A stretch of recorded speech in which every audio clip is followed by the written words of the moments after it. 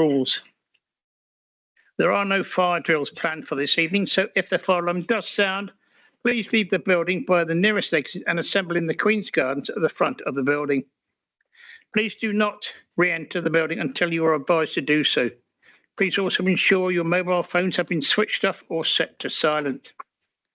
I welcome those joining us in the public gallery here today and would ask that they follow any guidance and instruction given by me or by the officers present. This council meeting is being recorded. The recording will be available on the Borough Council's website. I would like to remind members that the standards of behaviour of this meeting set out in the council's standing orders do apply, and as usual, and we have set protocols around speaking during this meeting. No member should speak unless invited to do so by myself. If you wish to speak, please could I ask you to raise your hand high until you have been acknowledged. Please, would all members in the room use their microphones whenever they speak, as without them, anyone watching online will not be able to hear you. To use the microphones, please press the button at the front and centre when invited to speak and wait a moment for the light on your microphone to come on. Please remember to turn off your microphones once you have finished. Members, in the interest of managing this meeting, please do not approach anyone seated at the top table for advice without first gaining agreement from myself. Should you wish to do so, please raise your hand high. Please could I ask at the end of this meeting to make sure that you take all your belongings and any letter with you. Thank you. And we will now commence the business for this evening. And item number 1 is apologies. We have a couple. Apologies from Councillor Ian Wilkes, Councillor Paul Northcote and Councillor Sylvia Dimmond. Is there any other apologies? No? And, oh, sorry? No, okay. The next item then is item 2, which is declaration of interest. Are there any declarations of interest from any members or officers in relation to any agenda item of business contained within this meeting tonight? No? That's good. We go to item 3, the minutes of the last meeting. Agenda item 3, members, is to approve the minutes of the meeting held on the 25th of September this year. You'll find these minutes on pages 5 to 14 of your main agenda. Can these minutes please be agreed? Yep, thank you. Are we all in favour of that? Good, thank you. And we come to item 4, the mayoral announcements. I only have a couple. My Christmas Carol service this year is being held at All Saints Church in Madeley on Sunday the 8th of December, starting at 6:30 p.m. I do hope that you can join me in attending. This Sunday afternoon sees the town centre start of Christmas festivities with an afternoon of markets, entertainment and food, followed by the Christmas light switch on. I would encourage you all to attend. I also want to add one other item. It is my pleasure at the 1st of December to attend the 100th birthday of a lady in Clayton who is also blind, but has asked that we attend, and I shall be attending to wish her well and a little gift on behalf of us all.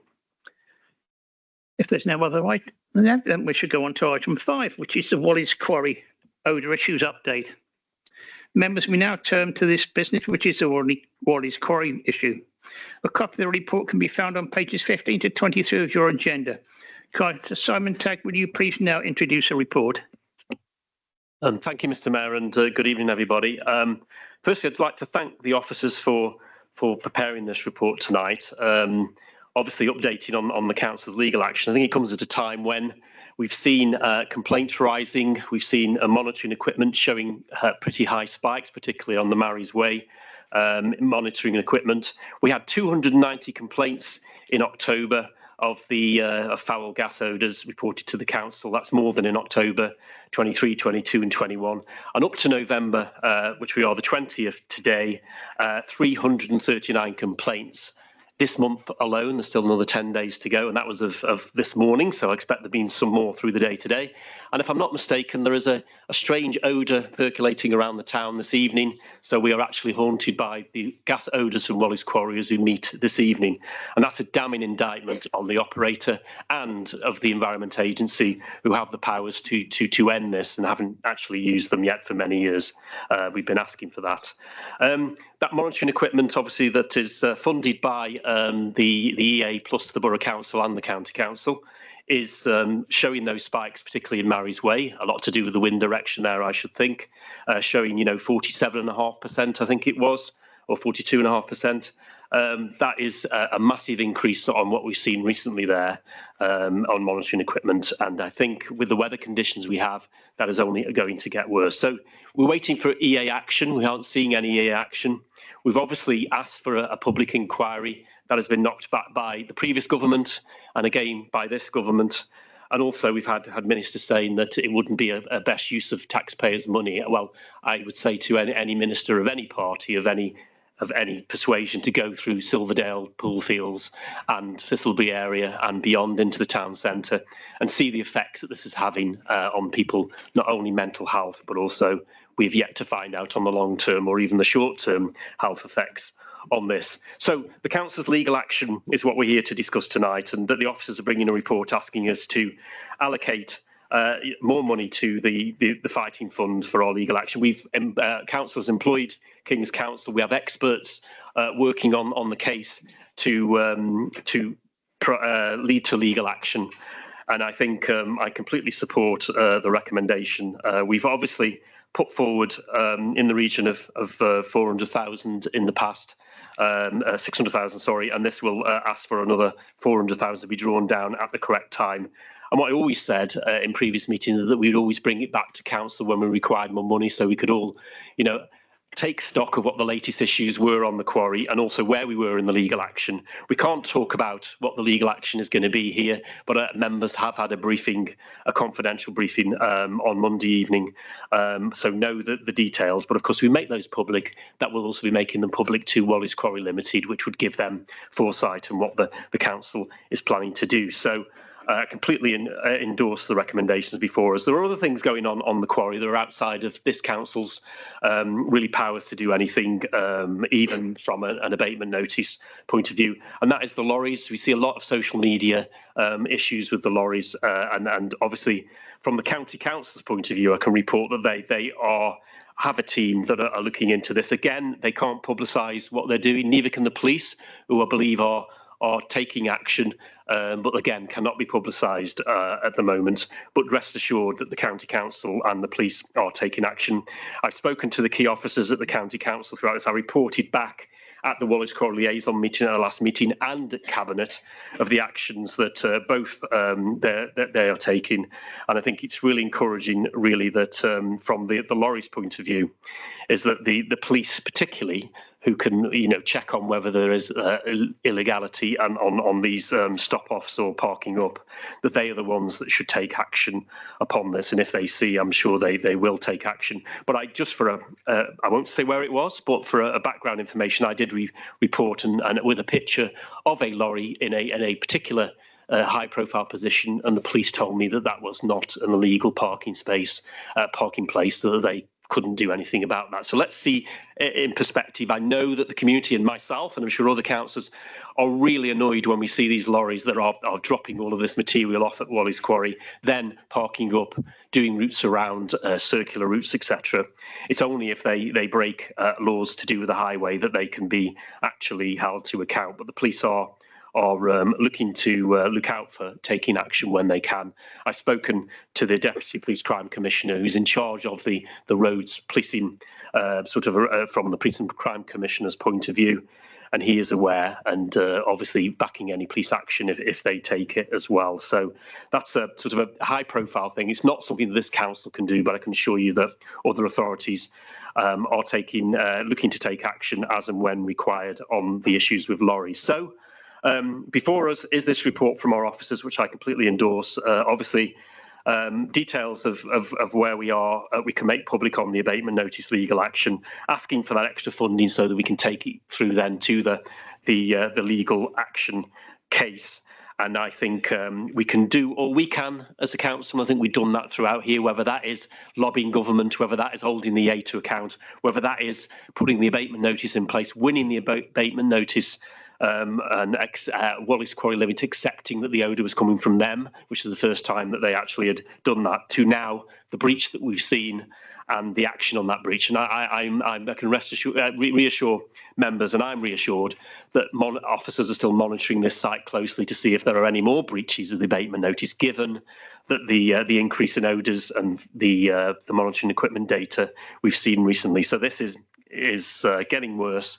It is that time of year when it should be worse, but there is particular odours at the moment that are causing concern. And we can do all we can as a council, but again, call on the EA to do all that they can as well, with the help of the government as well, to enable us to bring this to a conclusion, which I believe has to be the closure of the site, has to be those things that come after it, the capping off and the restoration. That's what our people demand.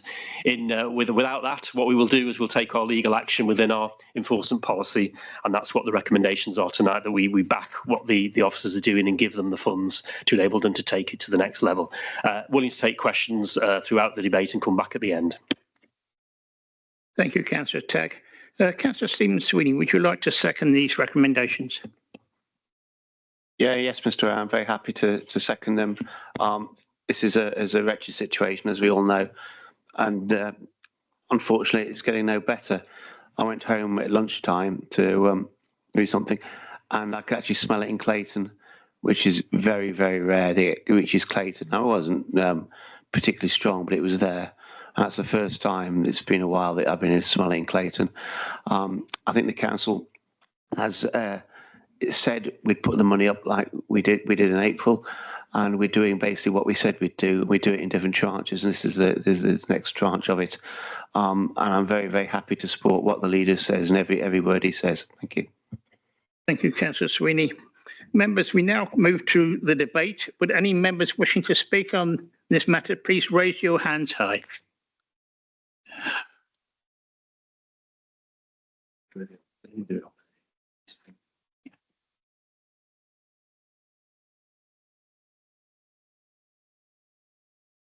Sorry.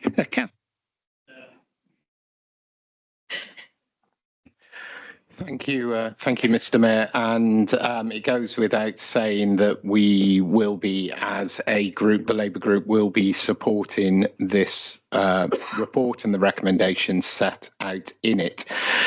We agree that it's critically important that council secures legal action in response to breaches of the abatement notice. It's not just essential for our residents, but it's essential for our officers themselves, who have spent a significant amount of time supporting us and supporting residents in ensuring that we got the abatement notice in the first place. I would note that it's interesting to see that we'll now be allocating £1 million to that. That's something that we had called for back during the budget, that this would be ring-fenced and identified. And it's good to see that that we have that money, but it's a shame that we didn't have it allocated there in the first place. The landfill site itself has been an absolute plague over the last month or so, with a number of real high odour days. And it goes without saying, you can have these high odour days, and we've heard already, we've got a pretty pungent odour in the town centre today. That's gravitated towards Clayton, as Councillor Sweeney mentioned earlier on. But we've had a number of days this week where the odour has landed on Keele campus and has remained on the campus and caused quite a number of issues, including an open day. And we often forget that the impact of this is huge. The impact on one of the largest organisations within our borough, by having prospective students turn up on a horrendously smelly day, will have huge ramifications, not just for the university, but for residents of the borough who rely on the university and the contribution it makes to the local economy. On the lorries, this is something that's become an ever-increasing problem, and I'm quite disappointed, because I've contacted the police a number of times where lorries have been parked, particularly on Keele Bank, and where they're parking has forced vehicles to cross an unbroken single line in the highway, which is against the law. To have the police tell me that there's nothing they can do because that doesn't break the law, I think is quite an embarrassing situation. And I really do hope that the police and the county can step up and put an end to this, because I'm afraid being told that forcing motorists to undertake quite risky and dangerous moves that is against highway law is not strong enough for them to come and act and move the lorries on is just not good enough. So I would ask that the leader of the council in his conversations with the Deputy Police and Crime Commissioner raise that on occasions it's been very difficult to fully understand why the police aren't acting when it's putting motorists' lives at risk. Thank you, Mr. Mayor. Thank you, Councillor Jones. Councillor Betley Smith. Yeah, thank you, Mr. Mayor. I totally support this paper and what's proposed therein. In the last week, the smell has been horrendous.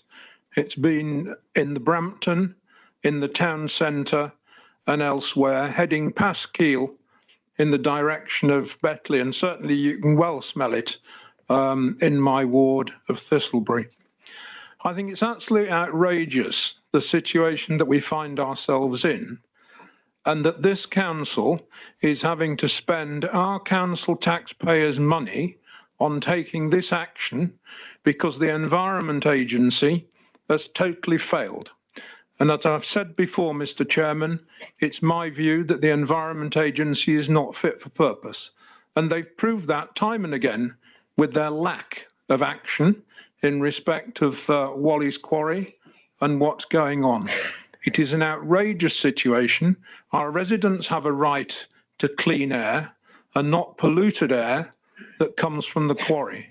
So I totally support this paper. Thank you, Mr. Mayor. You know, Councillor Betley Smith, Councillor Stubbs.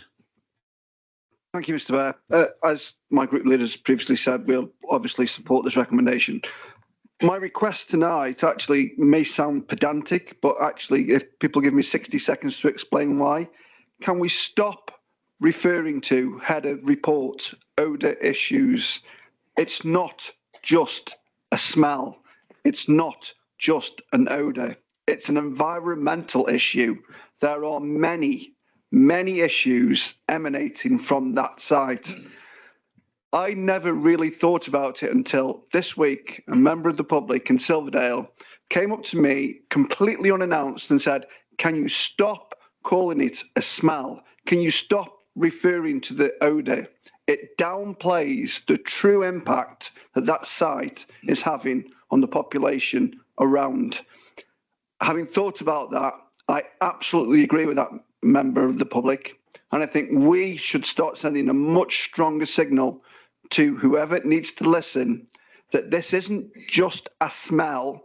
This is a environmental emergency happening in our borough, and we need to treat it like it, not just a smell. Thank you, Mr. Mayor. Thank you, Councillor Stubbs. Councillor Adcock. Thank you, Mr. Mayor. And I completely agree with the point just made and all the points that have been made so far. We can't keep referring to it as an odour. It is pollution. Hydrogen sulfide is a toxic gas which is polluting our borough and causing harm to our residents, as we've seen so often over the past few years. And the sad thing is this was entirely predictable. If you look at the trends over the last few years and when it worsens and weather patterns and months of the year, this was completely foreseeable. And I recall myself and my colleagues on the Wally's Quarry Liaison Committee telling the Environment Agency that this was going to happen this winter and that we were worried about that, and telling the operator. And we were given various empty reassurances that wouldn't be the case this time. And then we continue to hold the operator to account and we continue to push for improvements when clearly that isn't the case. You know, I can smell the odour right now, and I smelled it coming in to the meeting tonight. And it's worse than it's been for a very, very long time. And residents are understandably losing faith. I mean, people don't see the point in reporting it, even though, you know, we absolutely continue to think that's the best way to solve it. But people have lost faith in reporting it because it's been going on for so long. And the pollution that people are having to put up with, I believe 40 8% of the time at the Mary's Way site last week, where it was over the annoyance threshold. It's just absolutely unacceptable. I think it's absolutely right that we're allocating more to legal fund, and I do think that this council can be commended on how much we're pushing on this issue. I really wish we were being listened to more. We had some really damning evidence at the inquiry we did over the summer, and we came up with some really good recommendations there and heard some really powerful evidence. I'm really disappointed to see that we haven't yet secured a public inquiry, and that I feel like the Environment Agency has not taken our report seriously as of yet. I feel like they've gone very quiet, and on their social media, they're not posting any explainer, any apology, any information for residents about why this has worsened when it was entirely predictable.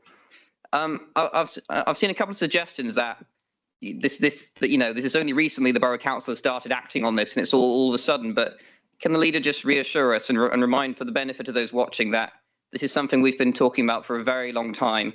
And unfortunately, we have been frustrated legally at various points. And can you just reassure those people watching that the council has been fighting on this for a very long time, when other agencies perhaps haven't been taking this as seriously? I really think that's a point that needs to be made, and I really wish our officers and our legal team all the success in this legal case, because it's very badly needed.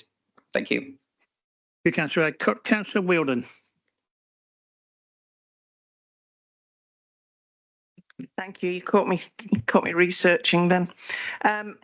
The report is as much as we could possibly do. Everything was looked at, everything was investigated, every question that we could possibly ask was asked. I completely support the report in its entirety. There is a couple of things that concern me. One is that at point 9, the response from the Chartered Institute of Waste Management says, I've investigated Wally's Quarry and we have no such organisation in the membership. There is something, if you Google Wally's Quarry and CIWM, they say that they had a very welcome visit from CIWM at the end of March. It also says that as far as Red Industries, and bearing in mind that Wally's Quarry is a subsidiary of Red Industries, one of them, it actually refers to a primary phone number and a number for Red Industries on the CIWM site. Now, either Red Industries, Wally's Quarry, are lying about their connection with CIWM, which is their professional chartered body, or the chartered body are lying. I think that's worth a further look at some point. Thank you, Councillor Wheeldon. Councillor Fear.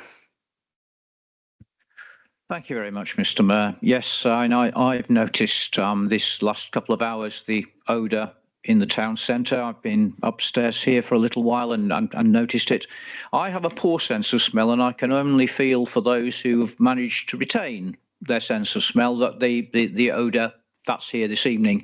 Equally, on Monday night, as I was going home through the snow, all the way up Keel Bank, it was there.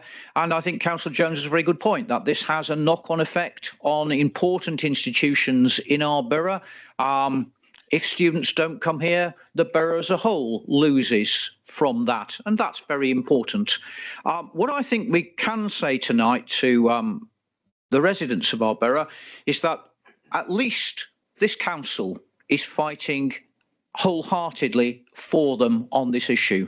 We have been let down now by 2 national governments, and I felt deeply betrayed by the previous government. I was hoping for better things with the current government. I don't think we've seen those, and I do hope that there's lobbying going on in Parliament behind the scenes to turn that round. I feel particularly betrayed by the Environment Agency, an unaccountable body whose officers command really rather high salaries. We rely on them to look after us. They are not looking after us. And the other thing the leader referred to, and I know Councillor Jones is aware of this as well, the growing problem we have now with vehicles. Yesterday, it was very snowy, of course, early in the morning, so I went down on the bus rather than going down Keel Bank on my bike because it was all iced up. At 5 to 7 in the morning, parked just above the roundabout in an area which is extremely dangerous for traffic, there is a large articulated lorry waiting to go down into Wally's Quarry. And that's not the first time I've seen that. And my plea is to the police force, surely that is a traffic hazard. Please do not become another broken reed, another institution in which the public is losing confidence, because we really do need people to pull their weight on this issue. I think this council is showing this evening that it's pulling its weight. Let's hope that some of the people who should be there pulling on that rope with us will now put their hands to it. Thank you, Councillor Fear. Are there any other speakers? Tag, would you then like to sum up, please? Thank you, Mr. Mayor, and thank you for those comments. I think Councillor Jones, I'll take them in the order really that came. I think he's quite right to point out Keele University. Again, you know, an internationally known educational establishment suffering these odours, stinks, and gas, as we call them, is beyond belief for this period of time. And of course, then there's the schools that are closer. Think of St Mary's, think of Keele, think of Silverdale. You know, and it's a disgrace. The council's action is, as we've said, is doing what we can do, and that's what we should do. I think the point of coming back to council to ask for more money, as I said right at the beginning, was about us all, you know, making the decision together, giving us the opportunity to again debate the conditions we find ourselves in this borough because of the landfill. The police, as I said. I'm not in charge of the police, but all I can do is report to the police like I have been doing, talking to them. But again, it is an operational issue for the police out there to judge whether there is an offence. And I can say that they are targeting that, and that's all really I can do on that. I think Councillor Beckley-Smith on the EA, what will it actually take for them to close this site and to put that closure notice in? Really, we've waited a very long time, haven't we? And as Councillor Rupert Adcock said, we've been doing this now for many years, dating back to the special meetings in 2021. But for some of us who've been on the liaison committee, we've been banging this drum cross-party for many years as this began to become a serious problem at the end of 2019 through to 2020, 21, and the rest is history. I think Councillor Stubbs has got a point on odours. It is more than that, isn't it? It's not just a smell. I think, but for our reports, I think because of our role and our statutory nuisance role, that is an odour issue, so we have to call them odour issues. But as you saw in my introductory remarks, I didn't call them odour issues, I called them gas odour issues. So I always go further in my comments. This is a gas odour. We know what it is, but I think for council reports, and I did take this up with the previous chief executive and was advised that our reports really need to be related to our responsibilities under the statutory nuisance, and that is odour.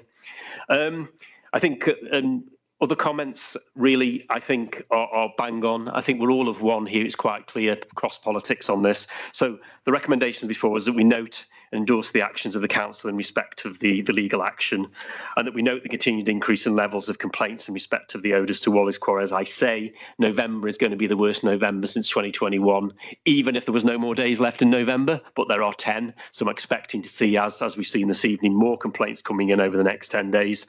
And we also stand together on the allocation of that extra money. And of course, that is to be put there through the budget support fund and the borrowing support fund for the costs associated with pursuing the legal action, and that be delegated to the chief executive in consultation with myself and the finance portfolio to draw down the funds as and when required.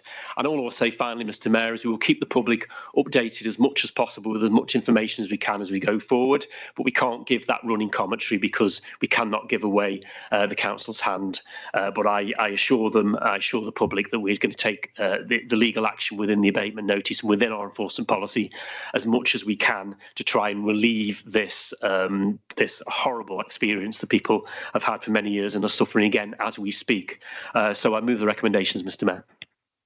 Thank you, Councillor Tagg.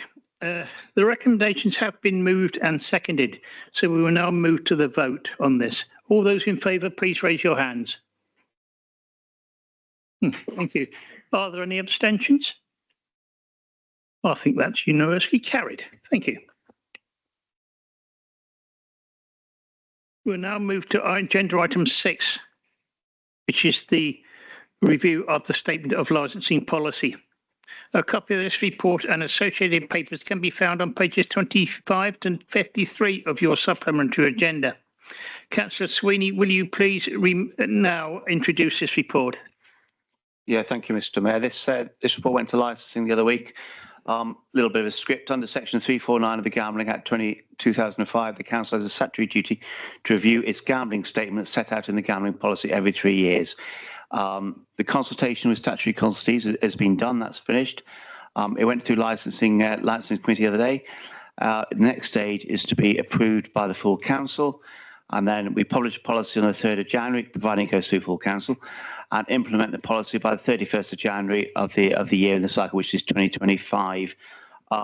There are no major changes. A few minor points of clarification following consultation and typographical changes to dates, web links, etc., that required updating, and that's it. It's a perfectly, it's in the cycle. It's every 3 years, and this is it. There's really nothing else to say on the matter as far as I've said. Thank you. Thank you, Councillor Sweeney. Councillor Simon Tagg, would you now like to second the recommendation? Second that, Mr. Mayor. Councillor Tagg. Members, we will now move to the debate on this matter. Would any members wishing to speak please raise their hands high? And I have you already. Thank you, Mr. Mayor. Yeah, I agree with the licensing policy. Excellent piece of work. But my concern is on page 36, number 15, protecting children and other vulnerable persons from being harmed or exploited by gambling. I wonder if we've gone far enough. We were going to put something on the website, and it says we are going to monitor where people have got problems, and organisations within the borough that help people with the gambling problem. But I'd like to see a scrutiny committee, and the only one I can think of is Health and Wellbeing Scrutiny Committee. Just take hold of this particular subject and do a little bit of work delving into who are the organisations in the borough that we could make contact with and actually do some work rather than just put it on the website. Thank you, Mr. Mayor. Thank you, Councillor Williams. Councillor Stubbs, you're next. Thank you, Mr. Mayor. Section 153 of the Gambling Act 2005 allows for significant licensing authority discretion. Can I ask the portfolio holder, and he's summing up, just what principles have been inserted into this document from a Newcastle point of view? It feels to me like very much a cut and paste exercise from Section 6 and Section 10 of the Gambling Commission's guideline to authorities. In the same vein, the document does mention a local area profile. Can I ask if the portfolio holder thinks we might have missed an opportunity to talk about the genuine issues in Newcastle with gambling? Specific figures could have been used, which they have been in several other authorities' reports. Instead of just putting a picture of a map and a paragraph from basically the Encyclopedia Britannica, it just says, oh, it's Newcastle, it's got this many people. That was a missed opportunity to talk about what issues we do have as a borough here. We shouldn't shy away from it. Everybody's got them. Sunlight is the best disinfection, and we need to be talking about these things. And I think that is an opportunity that maybe in the review in 3 years' time that we make sure we talk about. Thank you, Mr. Mayor. Councillor Stubbs, Councillor Gordon. Thank you, Mr. Mayor. Really, my question follows on from the question and issues raised by Councillor John Williams. Now, I understand that the Local Government Association has recommended that council should provide training for frontline staff who will then be able to direct people to websites and agencies which may be able to help with problem gambling. So my question is simply this: does the Borough Council provide training of this nature? And if we don't, should we not? Councillor Gordon, any other speakers? Councillor Brown. Thank you, Mr. Mayor. I welcome the statement of licensing principles in relation to the Gambling Act 2005, and I'd like to thank the officers for the considerable amount of work that's gone into this. Having worked with families experiencing the consequences of gambling dependency, I would like to ask two questions. Firstly, on page 29, reference is made to consultation with various charities concerned with the social impact of gambling. Would you be able to give us an example of one of these charities, please? Secondly, I have concerns about the use of the term vulnerable adults, as mentioned by my colleague, Councillor Williams. Although it's easy to define children and young people by age, it's often difficult to know which adults will go on to develop a gambling dependency. How can the council ensure these people are identified and protected? Thank you, Councillor Brown. Any other speakers? Councillor Wilden. I think it's a very thorough document. My only concern is, and I do take on board what the other councillors have said, is if I look at the adverts that appear on the television, where the big gambling organisations like Bet365 and all the other football and horse racing, they put out their own adverts at their expense to warn people of the dangers, rather like the smoking on cigarette packets. It's done by the people who own the tobacco firms. I think we have to be cautious, whilst being mindful of what the other councillors have said. We have to be cautious of how much responsibility we take on, and really think it through and make sure that we don't become a little shadow of some sort of nanny state. You've got to be careful how much responsibility we take on, because then we become responsible for a whole hodgepodge of things. Okay, Councillor Wilden, are there any other further speakers? In that case, Councillor Sweeney, would you like to respond to this matter? Thank you, Mr. Mayor. There's a thing called the local area profile where they investigate a lot of these sort of things. I'm not sure that it's going to give the answer that you're expecting. I don't think it'll be the same as some many queries. You've got to remember, anything to do with online gambling, absolutely nothing whatsoever to do with us. We have no powers or anything over that at all. But we have this local area profile. I'll just read a little bit of it. A licensing authority may complete an assessment of the local environment as a means of mapping out local areas of concern, which can be reviewed and updated to reflect changes to the local landscape. Now, the officers are doing that at the moment, and we'll see what that comes up with, but I'm not sure that's going to give you all the information you want.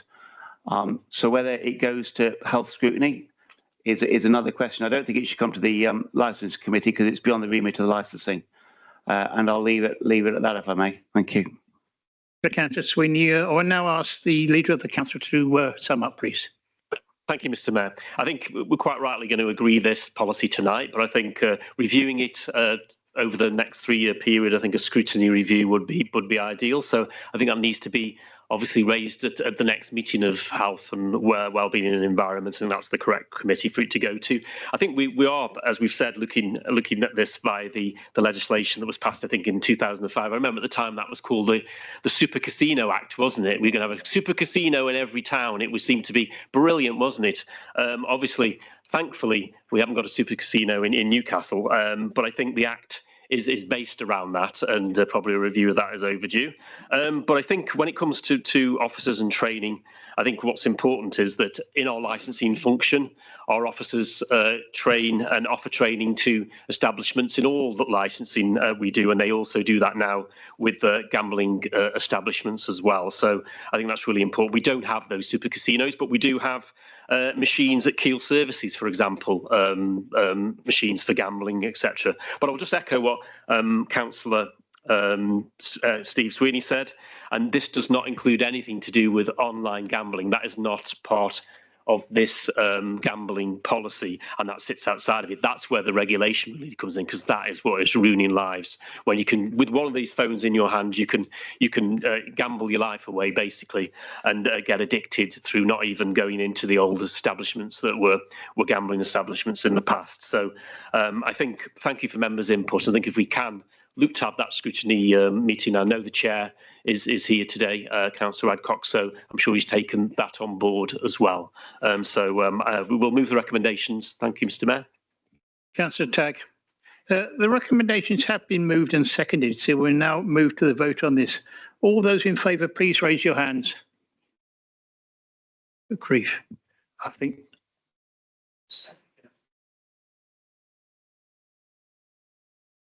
Members, we now turn to the next substantive item of business on this agenda, which is the proposed Animal Welfare Charter.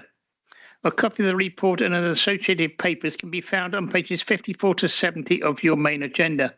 Councillor Adcock, will you please now introduce the report? Thank you, Mr. Mayor. I'm very proud to introduce this report. Members will recall the motion that we passed unanimously back in January about the banning of the giving of live animals as prizes on Borough Council land. And to tell the brief story of how this motion came into being, I was made aware by several residents of Silverdale about this RSPCA campaign that's been going on over the last few years, which has been, writing to lots of councillors and local councils saying that they need to ban this practice. There have been cases in recent years that the RSPCA has investigated, primarily, affecting fish or small animals, like hamsters and guinea pigs. Although there's no evidence it takes place in our land, I think it's right, and I agree with the campaign that we do sort of codify it into our statutes, into our charters, so it's all in one place. So I thank those residents for making me aware of this campaign. I also thank Councillor Tagg, because when I brought it to him, we were happy to put it on the agenda and then bring it before full council. And I thank all the members who commented and contributed towards it. Councillor Jones, who also suggested we take a wider view of animal welfare in the borough as a whole. And I thank those who then took it at the scrutiny committee and made comments on it. And also a thanks to Councillor Hutchinson and to officers for pulling together all the various pieces of animal welfare work that we're doing onto one very attractive document. As I said in scrutiny, I think it's really good that we now have a charter of all our statutory obligations, which covers a wide area from, domestic pets to stray dogs to fishing, and puts that all in one document, but also sets out some of our sort of moral positions on animal welfare as well, which I think we can all get behind. So I very much hope we will all adopt the charter tonight. And to bring on to the second point of this motion, which is authorising officers to canvass other local authorities to establish the appetite for writing to the UK government urging a ban, outright ban on the giving of live animals as pets. You may recall that was the second part of the motion back in January. We discussed at scrutiny that it would be far more effective if we work together with other local authorities. I'm aware that, Shropshire, Staffordshire Moorlands, Cheshire have also passed similar motions in the last year or two, that if we work together and canvass support, many voices will be better than just one. So hopefully by authorising this and authorising officers to do so, we'll be able to write to the government and hopefully get an outcome that will totally clarify the position of the government on this practice and protect animal welfare in the future, so that practices around the UK of giving of live animals as pets to people who probably aren't prepared to own a pet, intentionally or otherwise, that the animals do not suffer unnecessarily. So I'm very happy to propose this charter, and I hope we will adopt it. Thank you. Councillor Adcock. Councillor Hutchinson, would you like to second the motion? Yeah, thank you, Mr. Mayor. Yeah, as a nation, we are rightly proud of our reputation for being animal lovers, and I believe that the people of Newcastle-under-Lyme are no exception to this. We all want to ensure that animals' welfare is protected, whether they are a beloved pet dog or cat or part of our local wildlife. Despite this, we all know that occasionally, whether through ignorance, carelessness or neglect, that high standards of animal welfare we expect are not met. This is why we are introducing the Newcastle-under-Lyme Animal Welfare Charter. It is with great pleasure I second the proposal and ask that the Animal Welfare Charter is adopted in Newcastle-under-Lyme. Thank you, Mr. Mayor. Councillor Hutchinson. Members, we now move to the debate on this matter. Can I ask you to indicate by raising your hand if you wish to speak? Councillor Gorton, Councillor Wilton.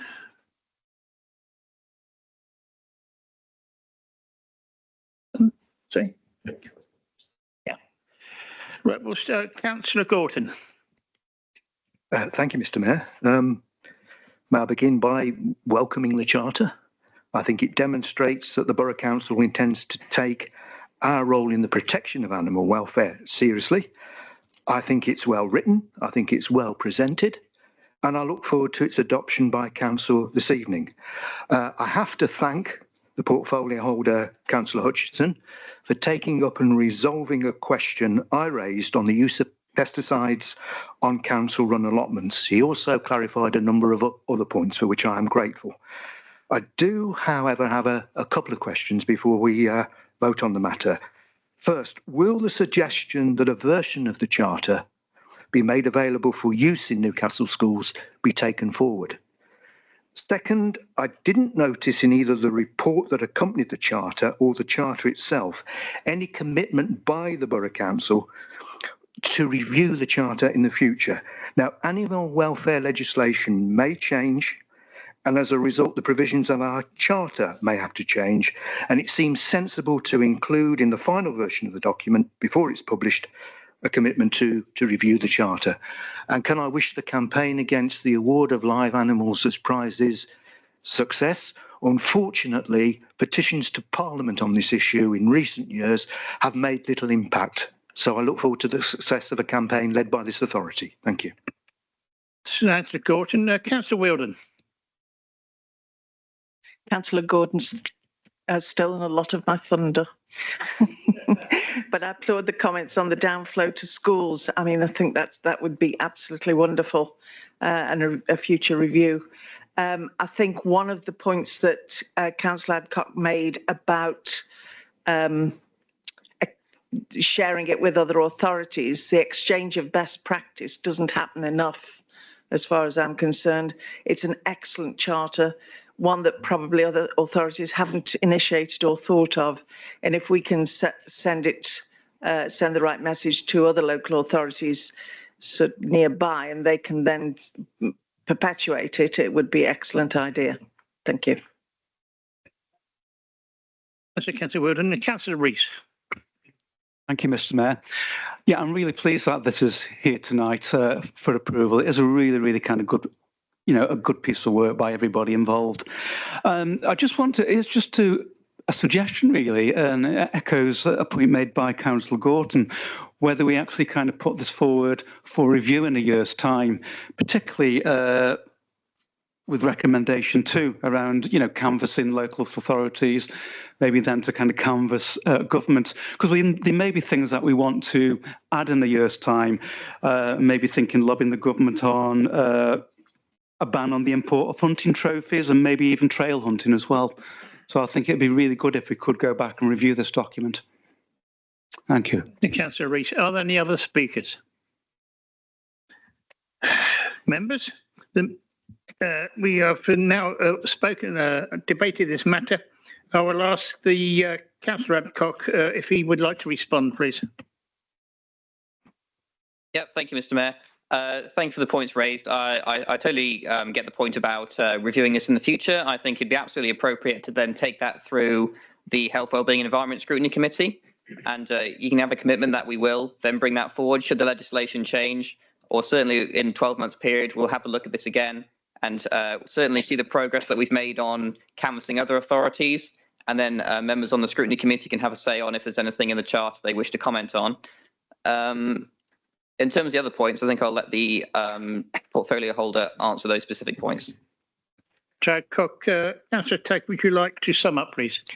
Thank you, Mr. Mayor. I'll try and cover a couple of points that David would have come back on, but he's already spoken, hasn't he, on that. But I think I'd welcome this. I think as has already been said, thank the council that brought it to the committee, brought it to council, and I seconded, and then to take it through health and wellbeing and get as a charter, which we're putting on the books tonight, is really good. I think animal welfare is really important. We're a country of pet lovers, aren't we? But also there are those issues which particularly this charter will help to address. I think trying to get more people, more councils to sign up to this, and then also sign up nationally to a policy would be really good. I think the idea of which has been put forward by Councillor Gorton, he did come and speak at the cabinet meeting on this, and thank you for doing that. And you mentioned the getting schools involved with the animal welfare charge. The council, as you know, already does go into schools to talk about recycling and composting, and David is talking to officers about being able to go in and also talk about animal welfare, which I think would be really good. So I think one thing I'd just like to say before we move is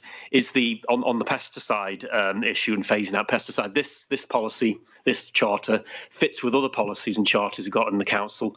Members members will remember we did a nature recovery declaration, which is where we would phase out the use of pesticides, and this fits very, very snugly with that because obviously of the dual issues with pesticides to pets and also for nature in general. So it fits with that as well. But I endorse the charter and thank members for bringing it forward and support it.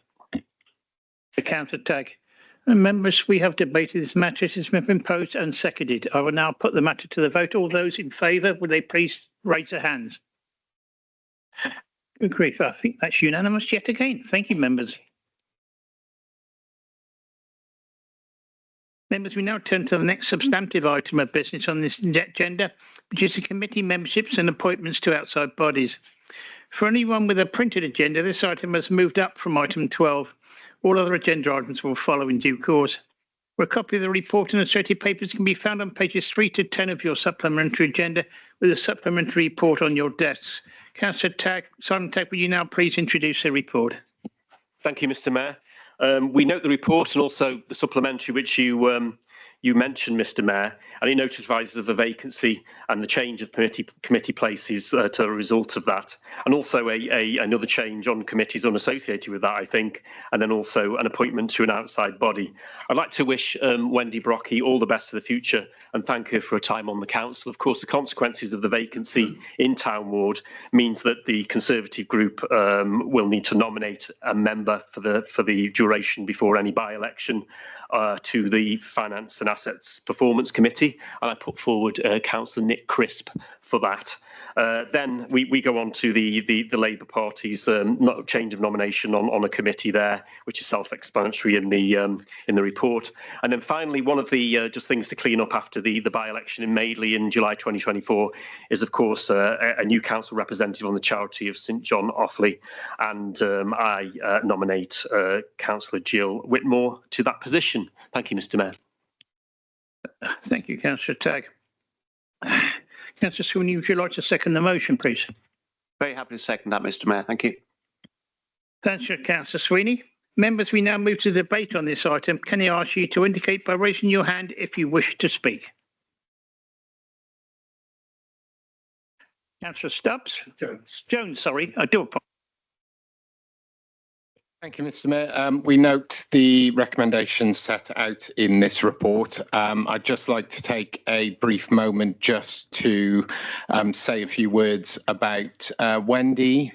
Wendy Brocky was a really fantastic councillor for Town Ward, well noted for getting stuck into casework, well regarded by residents in her ability to get casework done. And I think also a vociferous supporter of Town Ward and all of its interests at council and at various scrutiny meetings. Wendy herself has had a very challenging couple of years, including the unexpected bereavement of her son, but has in the last year had the joy of her first grandchild, which I think council will acknowledge and wish Wendy well as she explores the growing family against the loss of a very well-loved family member. Thank you very much. So, Councillor Jones, we have any other speakers? Well, in that case, Councillor Sweeney, would you like to... sorry, Councillor Tagg, sorry, I do apologise. If you would like to try to reply and move. No, Mr. Mayor, just to be associated with Councillor Jones' comments. Thank you. Thank you. In that case, if there's no other members wishing to speak, this matter has been debated. It has been proposed and seconded. I will ask this matter to go to the vote in the usual manner by asking you to raise your hands if you wish to propose and second it. Has anybody? Vote in favour. Oh, vote in favour. Sorry, I said the wrong thing.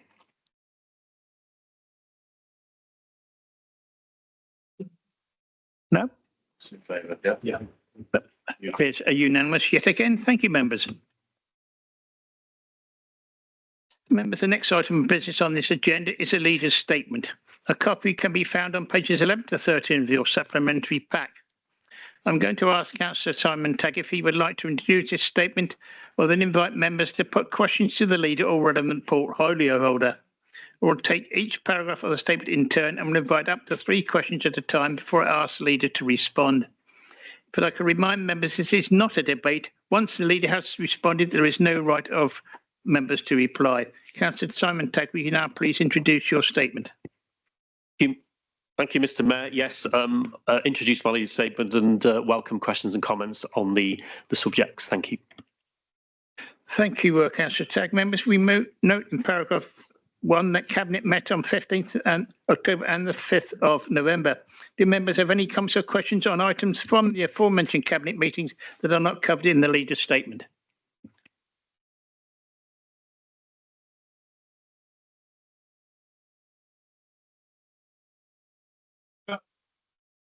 Two is about the Newcastle Town Centre regeneration update. Do members have any comments or questions on paragraph 2? John Williams. Thank you, Mr. Mayor. Yeah, I could ask the leader and the portfolio holder to be concerned with local businesses in the town, welcome with this developments in the town, but at the same time they're concerned if they all start together that will have an impact on the businesses.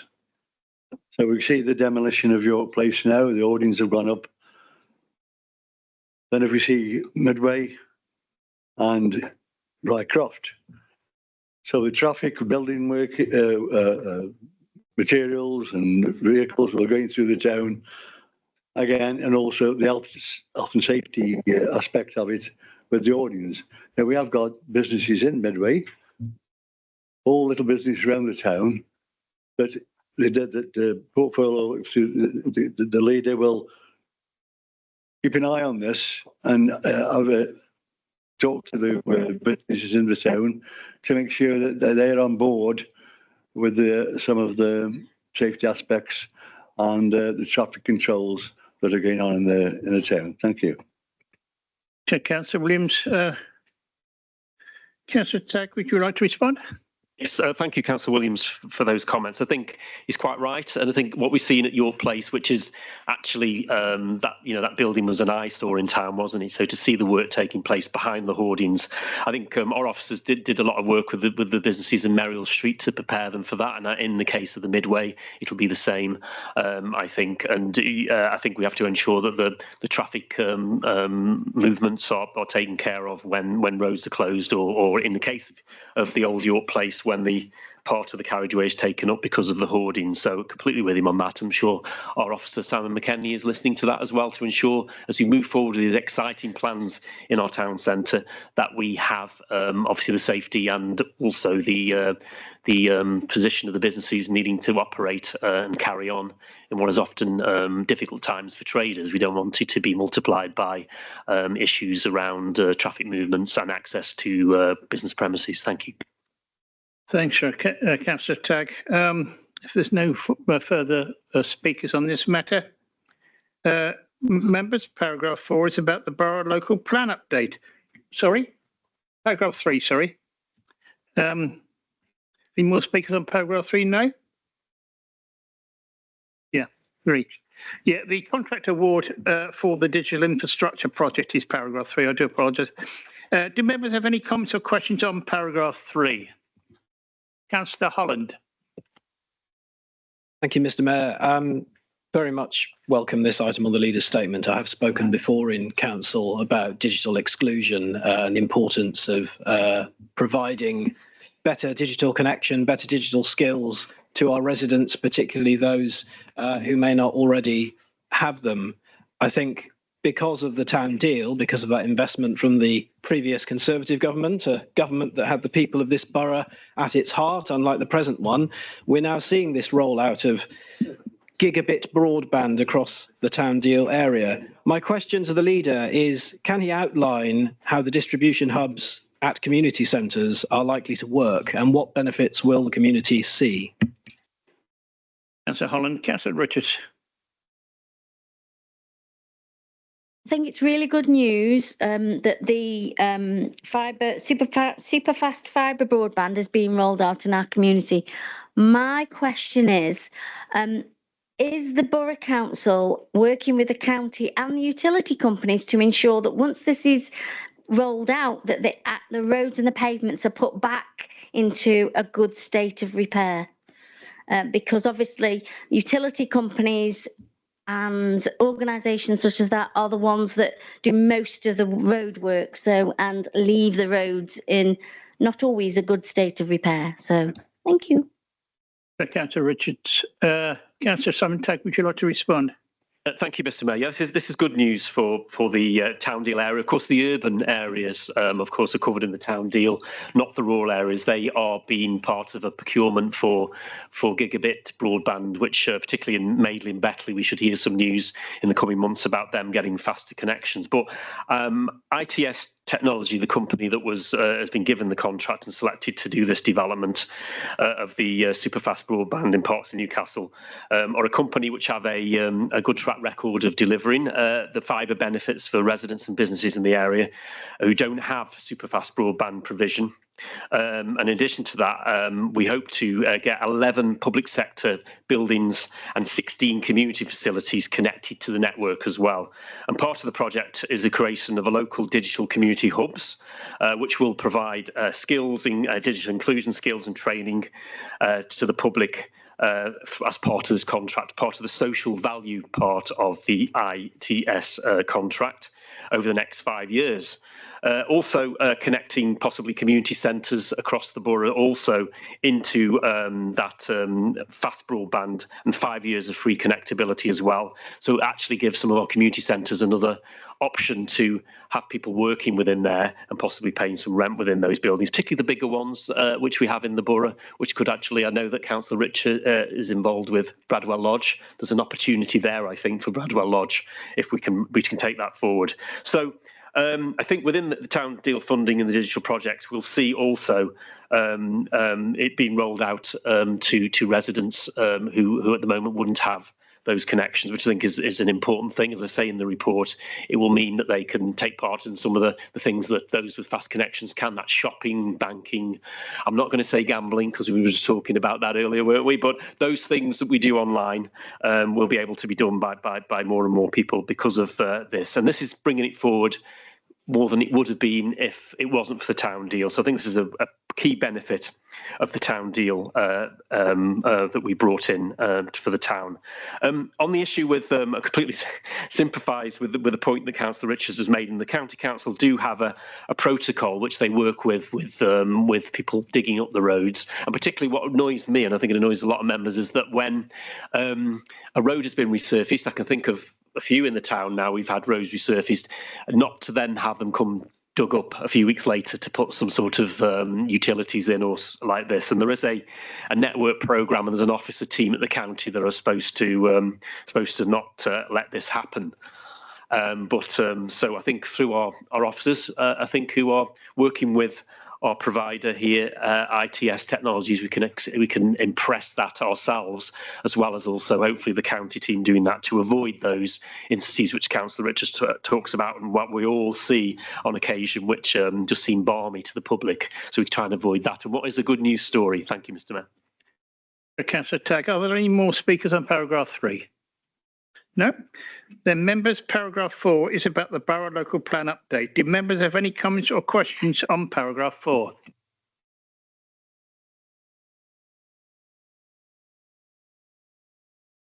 Thank you, Mr. Mayor. I've had feedback from residents in my ward. Some have received confirmation that their responses have been received. Some have not. I myself have put in 2 responses, a personal one and one as a representation of my ward. I have received a response for one and, however, not the other. The amount of responses highlighted in the report, is this the raw data or just those responses that have been acknowledged? Thank you. Thank you. Councillor Crisp is the next question. Yeah, thank you, Mr. Mayor. I'd just like to ask the portfolio holder whether he agrees that the excellent progress on our local plan is making makes our green spaces safer and that it is a complete vindication of the council's decision to go ahead with a bespoke plan for Newcastle rather than having a joint plan with Stoke. Thank you. Thank you. Councillor Adcock. Thank you, Mr. Mayor. I really welcome that the next step of the consultation has been successfully completed on our draft local plan. Can I ask what steps are we now taking to ensure the next stage of the process goes smoothly? Councillor Adcock. Councillor Simon Tagg, would you like to respond? I will hand that to our portfolio holder, Councillor Fear. Thank you very much. So we'll start with the first comments about feedback, and there are 2 points to make here, I think. One is that feedback has been collated by theme at one level, so there's little point in replicating a response to the same theme time and time again. So what our officers have been doing is identifying the thrust of a comment and then addressing the thrust of that comment, regardless of how many people have made that comment. I'm sure these are slowly but surely all being recorded. They are being put on the website, so they are there to be seen. And again, I would like to give everyone an assurance that all of these comments will be forwarded as part of the process to the independent inspector. So that's what's going on in that regard. Yes, I do. I am 100% behind our local plan. I think by identifying specific areas for development, we do make our green spaces safer. And we're doing the best we can here. That's not to say, of course, the government can't change the rules and move the goalposts. Sadly, it can. But we can do our best to protect our borough in the areas that we can. So I think the local plan is doing precisely that. I was never in favour of a joint local plan with the city. Don't get me wrong, I'm nothing against the city. Some of my friends are Stoke City supporters, for heaven's sake. But our interests and their interests are not identical.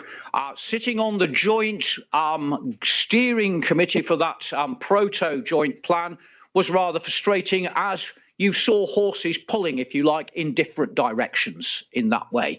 I was also concerned, and indeed vocalised those concerns in not just this chamber, but the previous chamber as well, because this has been going on for a heck of a long time, that Newcastle was not getting a particularly good deal out of this joint plan. So I think having, as Councillor Crisp says, a bespoke plan which focuses on our concerns here in the borough is by far the best way to go. The fact that we are now substantially ahead of where the city are in this process, and that of course means that we, unlike I'm afraid our neighbours, are not in danger of having central government dictate to us, is a vindication of the things we did.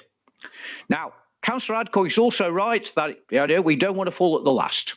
So what we've also been doing is working hard to make sure that the responses to our consultation are put together, ready to go to the inspector. We've also been talking to people to make sure that our plan, when it is presented to the inspector, does not have any legal pitfalls. We've been speaking to lawyers who are experts in this respect. We've been talking to the Planning Advisory Service to make sure that all of that material is also in the way. I'm sure colleagues here will have noted that in October, the Cabinet voted through a sum of money to make sure that the inspection itself runs smoothly. Now, in that regard, of course, the question here is, how long is a piece of string? We don't know how long the inspector will take.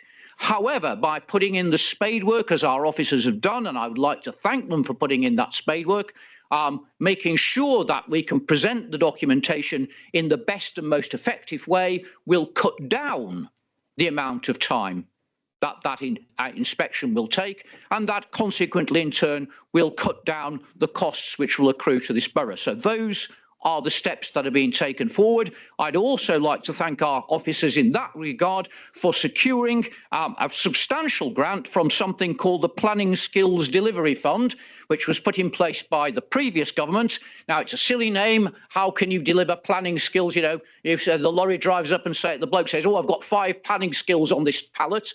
It makes no sense at all as a title, but the money is good. So we got a very substantial grant there.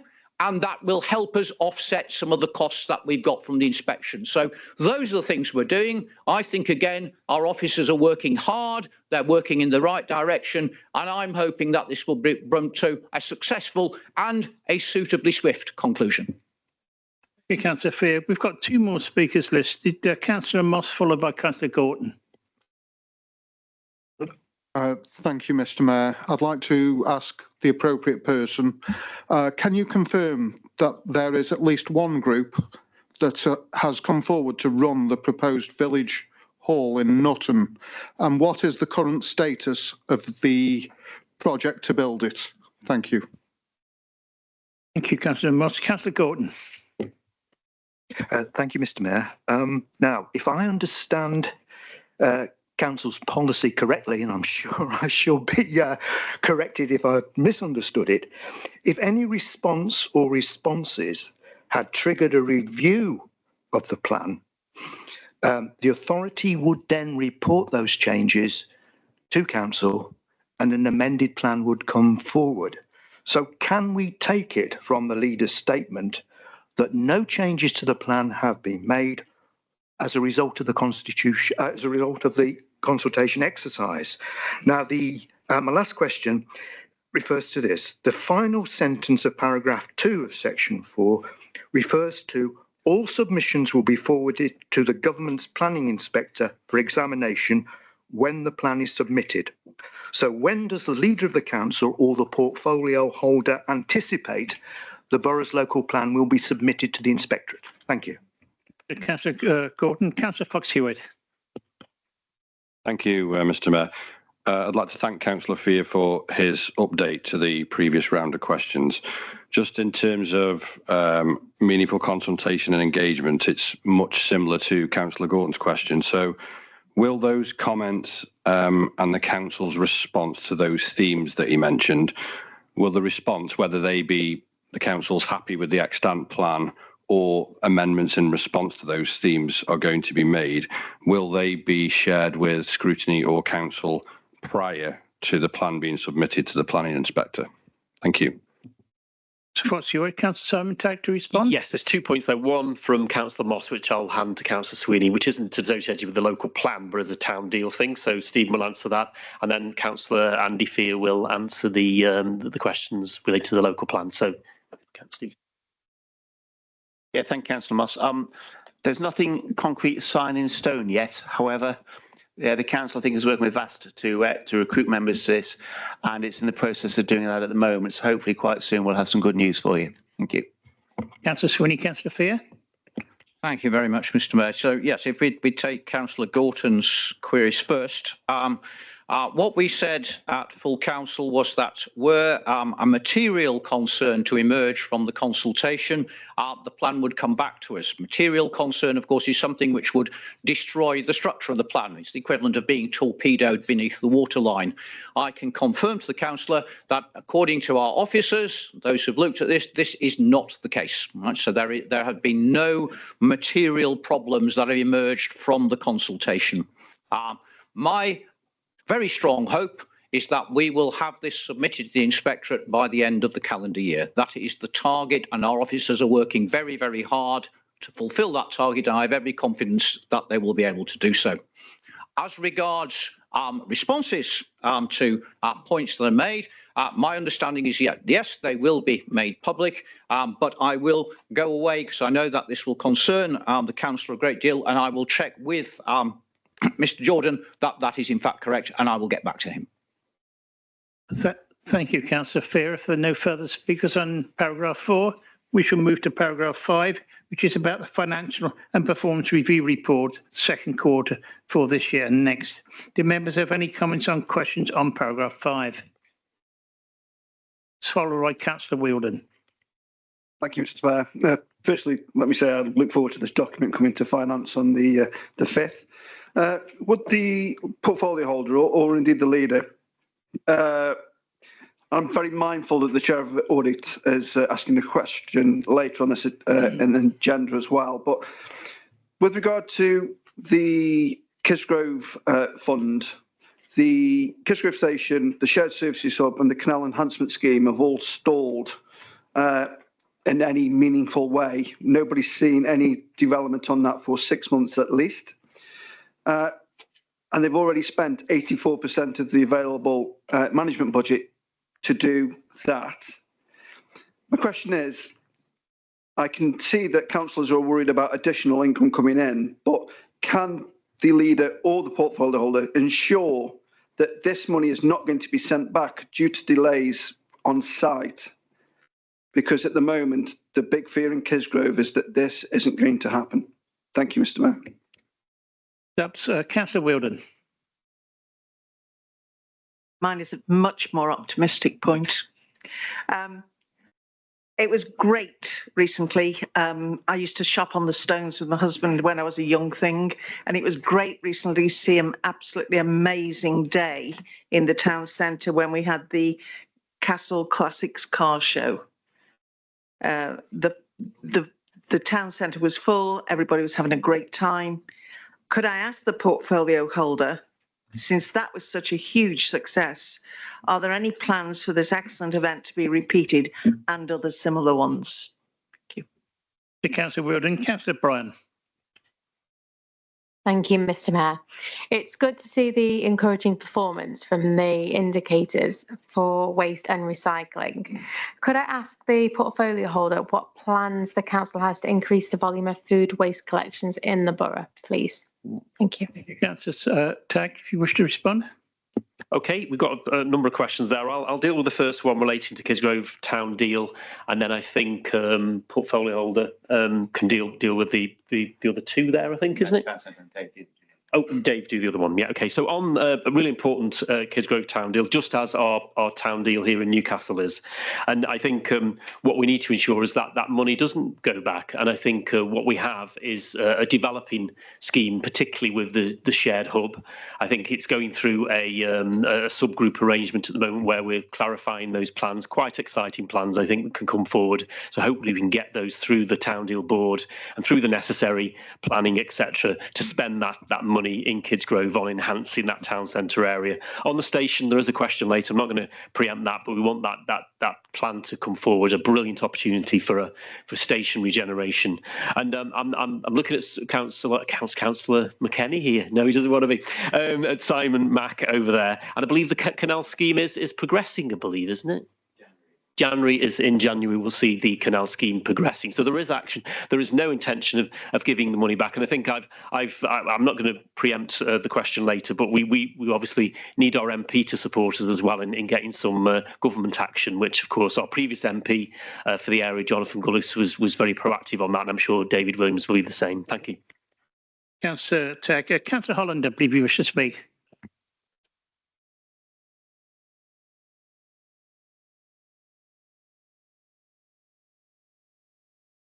Portfolio holder there. If I can do one of them, Mr. Mayor, and I'm sure Councillor Hutchison will do the other. Two things on this council that give me great joy and pleasure. One is saying what a wonderful place Clayton is to live. That's first, and the second thing is to talk up the town centre, which again gives me great pleasure. I've got some really good news for Councillor Wheeldon. The Castle Classics is not only going to be repeated, it's going to be sort of 3 times bigger. And the whole town centre will be taken over on the 15th of March. It's a Saturday of next year. Now, you could say it's so good, why don't we have it earlier? Well, the people who've got these fancy antique cars don't like taking them out in the rain and the snow and the sleet and that. So it's why it's put back to the 15th of March. It's going to be bigger and better. There's going to be military vehicles down there, down the bottom of the high street. Going to be scooters in this time. I think these scooter rallies, when people go to Leek and things like that, I used to ride motorcycles, not scooters, so I used to look down my nose a bit on scooters. But they were, it's a very popular venue, is Leek, for this. I see absolutely no reason why we can't build on that. But I was a bit too young for that, Councillor Williams. Very kind of you to say that, though. And the cars as well, so it'll be a tremendous day. It's all over the town, but we've got other things coming on, and like I say, I love the opportunity to spread the good news of the town centre. On the 24th, that's as mentioned by Mr. Mayor earlier, the lights switch on, and Castle Artisan Markets are doing an evening market on that day. On the 30th, Kiel Brass Band are coming to town. They're coming for 3 hours. So I think that should be well worth looking at. On 1st of December, the market on. 14th of December, there's a food festival in the town. Again, should be excellent. I've been to these things before. 15th of December, Castle markets again. And the 24th of the 12th, i.e. Christmas Eve, for those late night shoppers, those late bargain hunters, is the Antiques Forum will be on. So there's absolutely loads going on in the town centre. I think people who say there's nothing, they want to go to one of these things and they'll see. Go to the light switch on and you'll find a vibrant, exciting town centre and thousands of people here. And it'll be an excellent night. And all these other things. I mean, Kiel Brass Band playing for 3 hours there. I mean, that'd be tremendous. So I absolutely recommend anybody coming to any of these events. Thank you, Mr. Mayor. Thanks, Councillor Sweeney. I do remember the Mods and Rockers, and I was an ardent scooter man. Councillor Fear. Sorry. Yeah, thank you, Mr. Mayor, and thanks to Councillor Bryan for our question. All targets around waste and recycling are being met, including those around food waste. In the last quarter, property and resident participation in food waste collection has increased to 45.4%. This positions the Borough Council well for the forthcoming simpler recycling legislation, which is expected in 2025 for business waste and in 2026 for household waste. The Borough Council will be providing recycling services to its current commercial customers, including separate food waste collections, from April 2025. We will also be rolling out food waste collection to flats not currently serviced by the household food waste collections during the next year, and this will ensure we are fully compliant well in advance of 2026. Councillor Hutchinson, and finally and last, Councillor Holland. Thank you, Mr. Mayor. Councillor Stubbs has given us a little taster of the kind of discussion that we're going to have in 2 weeks' time at the Finance Scrutiny Committee. Councillor Crisp, of course, has got it all to look forward to, and I warmly encourage other councillors to come along. You're all very welcome to come and observe what will be an excellent meeting, I'm sure. Can I join Councillor Bryan in welcoming the indicators that fall under Councillor Hutchinson's portfolio, including, I see, 4 100% in street environmental cleanliness. I know the next item on the leader's statement is the Civic Pride campaign.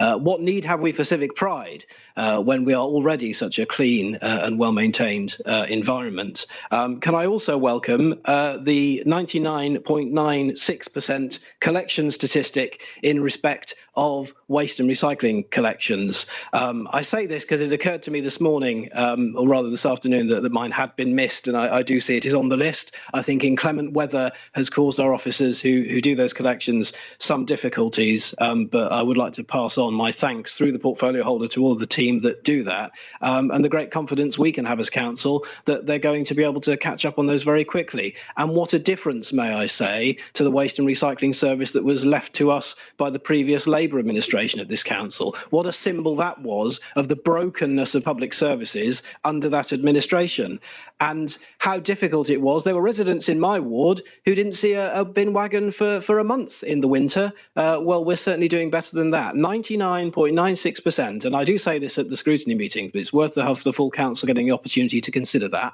That means that out of every 10,000 collections this council is making, we're missing 4. I think that's amazing. We should be proud of that service, among all of the other things that are very welcome in those performance report indicators. Thank you, Mr. Mayor. Councillor Hond, if there are no further speakers, Councillor Tagg, do you wish to respond? No, I think that was a statement from Councillor Holland. Completely support that, and as I would. Thank you. Okay, members, paragraph 6 is about the Civic Pride campaign. Do members have any comments or questions on paragraph 6?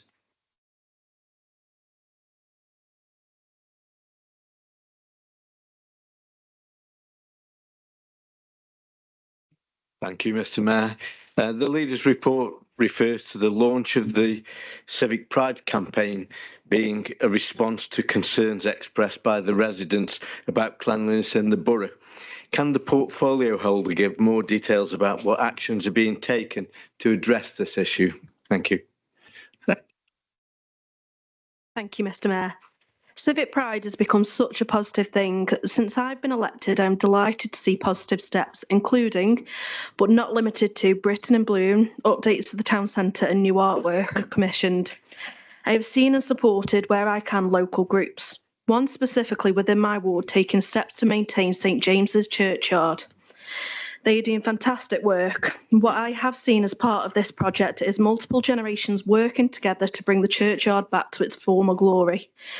The churchyard is home to Commonwealth war graves, which, due to the hard work, are now able to be visited. I would like to see, as part of Civic Pride, the council working alongside volunteer groups like this.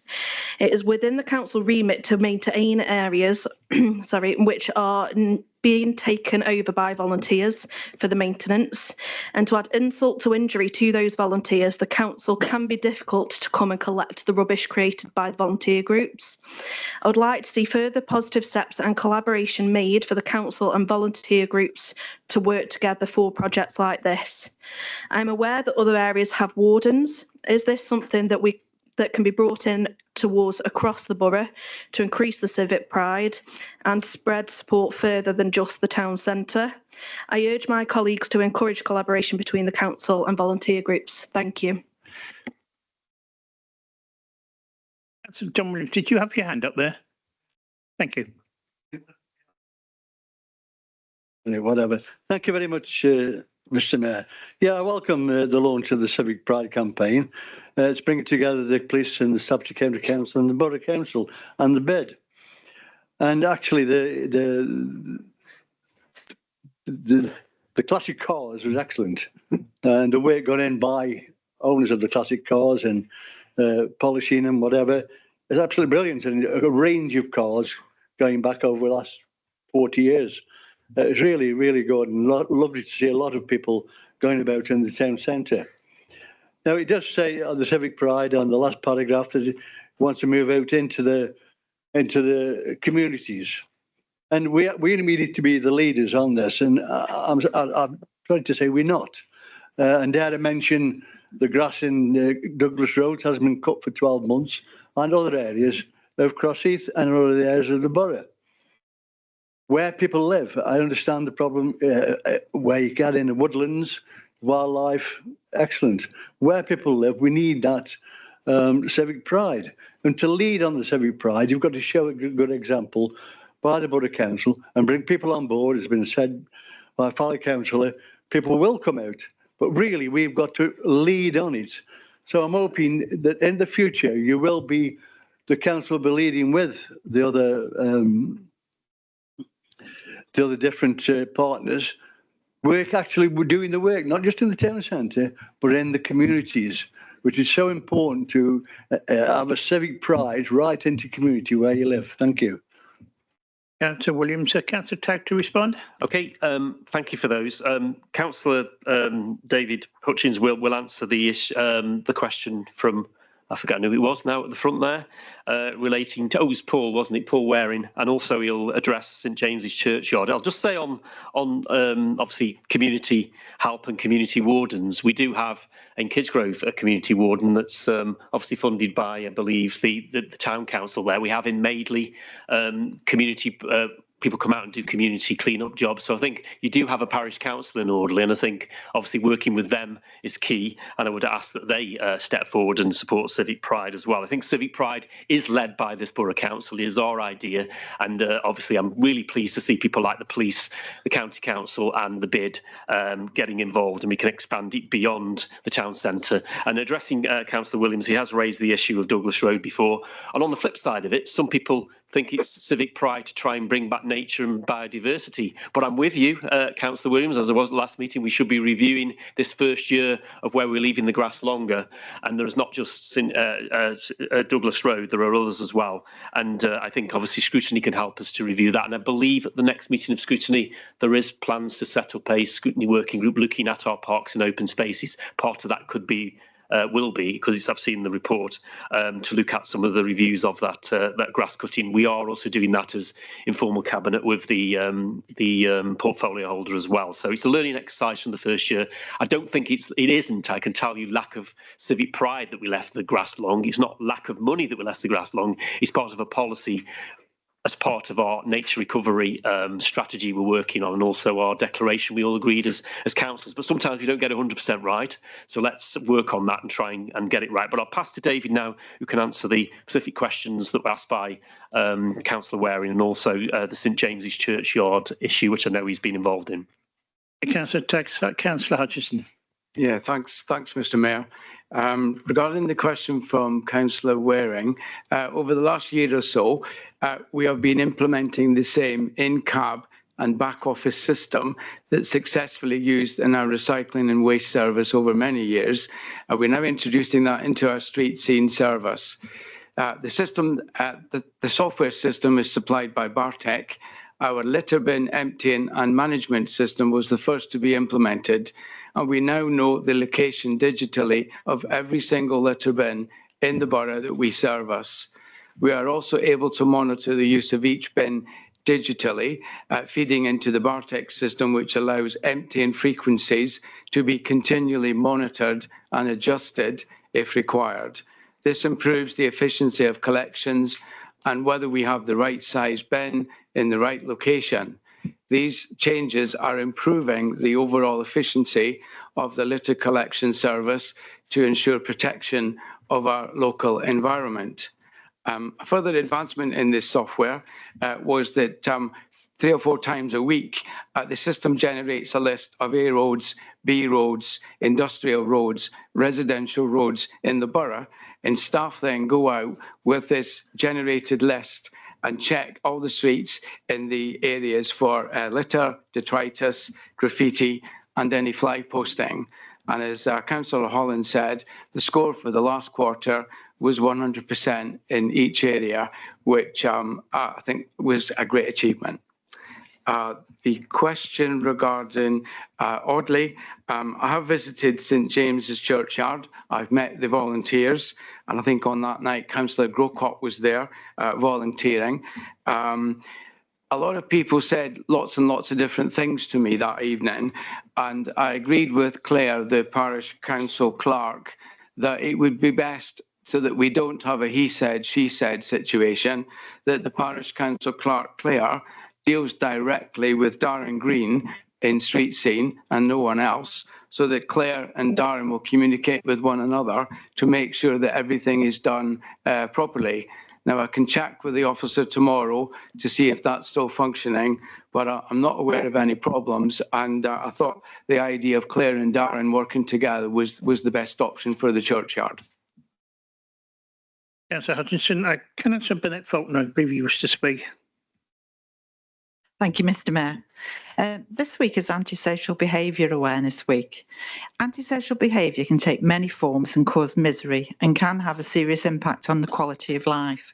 Can the portfolio holder tell us more about how the council is working with partners to tackle antisocial behaviour and how that is being highlighted this week and with these events that are coming up? Thank you. Any further speakers on this? Councillor Rees. Thank you, Mr. Mayor.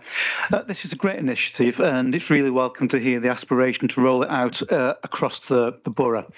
And I really hope the council kind of get behind communities on this. On my way down here tonight, just walking along the marsh through Maybank, I bumped into a chap I know who regularly, voluntarily litter picks. He's out several times a day, not just in Wolstanton and Maybank.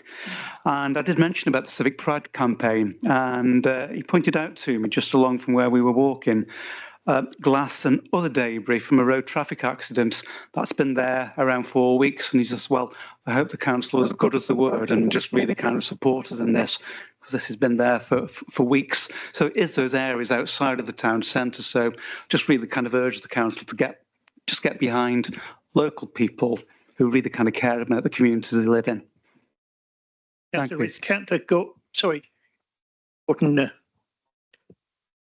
you, Mr. Mayor.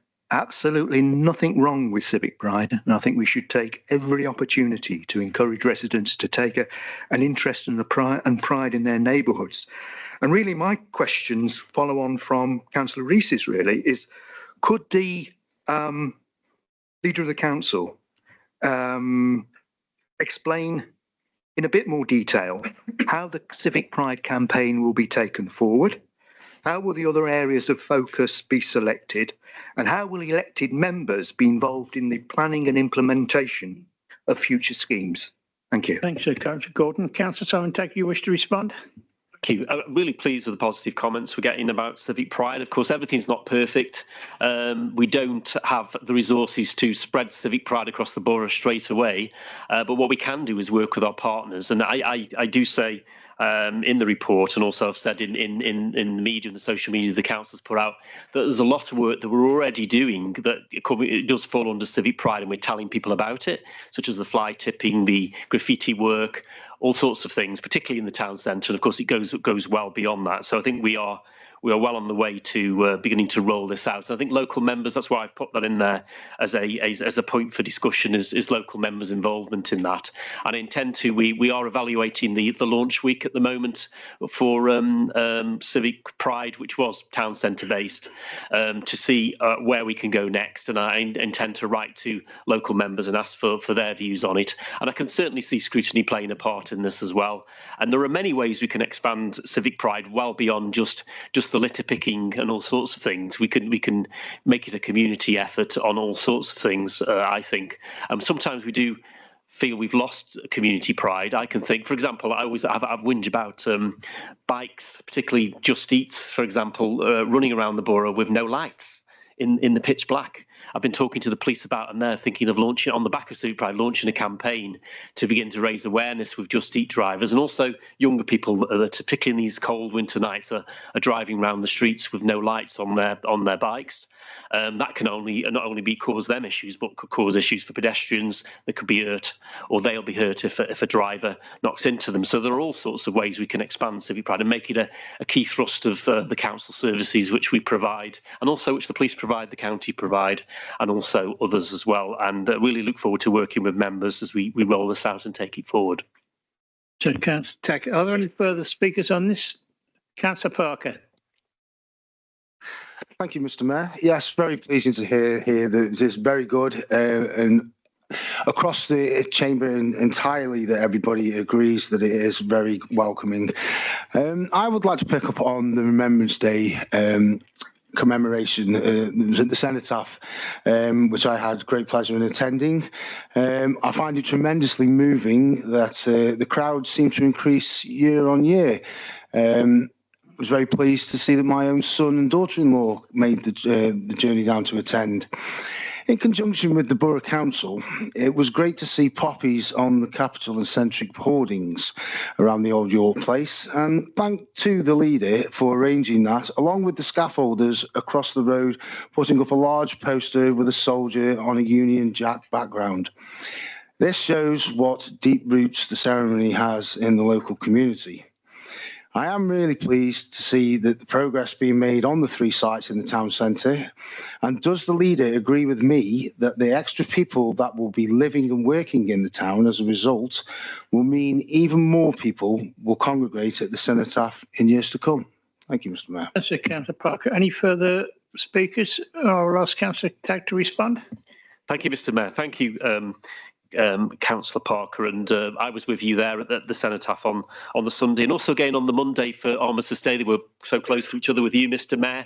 You were laying the civic wreath on both occasions, and even on the Monday there was a high number of people there, more than I've seen previously as well. So I think it is a growing event. I think those poppies on the hoardings can look quite stark, can't they? So we contacted obviously the developer there and asked for those to go on there to break up some of that and be a real nice tribute around Remembrance Day time for right next to our cenotaph.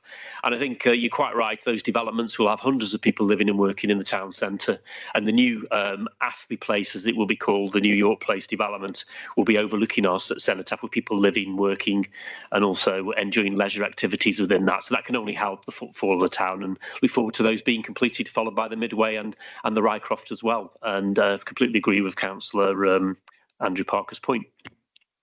Councillor Tack, if there are no further speakers on... Just one outstanding one for the antisocial behaviour, which is Jill Heason's going to answer that one, sorry. Thank you. Yeah, back to your question, Councillor Bennett Faulkner. how are we tackling ASB and what's been highlighted this week? Well, we're taking part in a national initiative, what's a tongue twister, to tackle antisocial behaviour. We work closely with Staffordshire Police and Aspire Housing, and it's great that we're actually doing this to ensure residents and stakeholders are healthy, happy and able to enjoy living in a safe environment. For Antisocial Behaviour Awareness Week.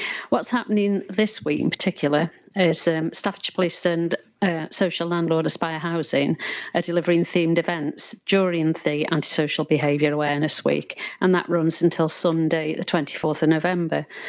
They're going to have high visibility patrols taking place in known hotspots in Newcastle Town Centre, Chesterton and Kidsgrove.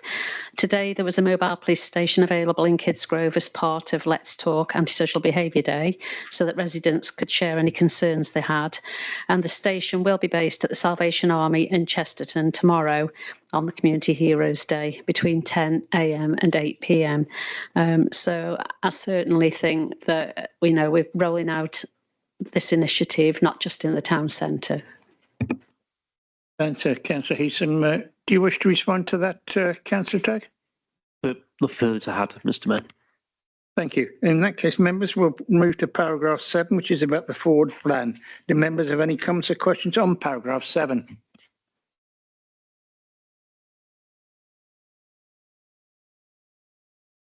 Members, that concludes the leader's statement. We will now move to the next item of business, which is item 10, reports of the chairs of the regulatory committees. Members, the next substantive item is as such. This item is on there as item 10. Reports can be found on pages 15 to 17 of your agenda. Written reports are attached for the Planning Committee, the Licensing and the Public Protection Committees and the Audit and Standards Committee. These reports are here for information and noting. Can they please be received? Thank you. There are no reports from the scrutiny committees as none have met since last time. We will now move to agenda item 11, which is questions to the Mayor, Cabinet members and committee chairs. I have received 2 questions for the Leader and Cabinet members. These can be found on pages 19 and 20 of your supplementary agenda pack. Will also be shown on the screens. We'll ask the Leader of the relevant Cabinet member to respond to the question as shown, after which I will ask the member who submitted the question if they have a supplementary question. I must remind members that if they have a supplementary question, it must be a question and not a statement, and it must be concise, focused and relate to the subject matter of the initial question and answer. The first question is from Councillor Mandy Beresford regarding land at Dunsmore Farm. It is on the screen. Could be.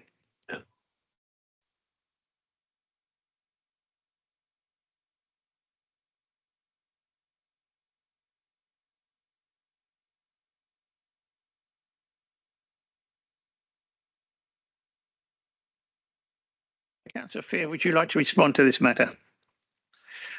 Yes, thank you, Mr. Mayor. Well, I'm afraid it hasn't been possible to confirm whether the fire that's mentioned here was concerned baled waste or other waste that's to be found at the Dolls Pool Hall farm site. I can confirm that the Environment Agency, via a court order, has required the removal of waste by the 8th of September, and I'm afraid the understanding within this building is that court order has not been complied with.